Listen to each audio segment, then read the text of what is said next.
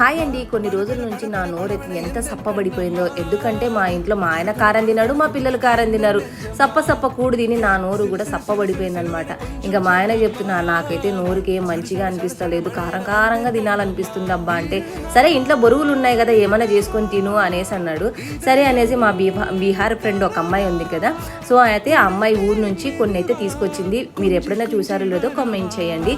So చూడడానికి కొన్ని బొరుగులు, అటుకులు, శనగలు, తర్వాత ఇంకా పల్లీలు అవన్నీ ఉంటాయి అన్నమాట. సో ఇంక ఇవైతే బాగా వాళ్ళు పొయ్యి మీద వేసి మంచిగా ఫ్రై చేస్తారంట. అవైతే అసలు చల్లబడవు, అంటే పచ్చిగా ఉండదన్నమాట, చాలా బాగుంటాయి. నేను ఎప్పుడు వాళ్ళ ఇంటికి వెళ్ళినా కానీ నాకు చేసిస్తుంది. సో మనం ఎలాగైతే బేల్పూరి చేస్తాం కదా, సేమ్ అలాగే ప్రాసెస్ అనమాట.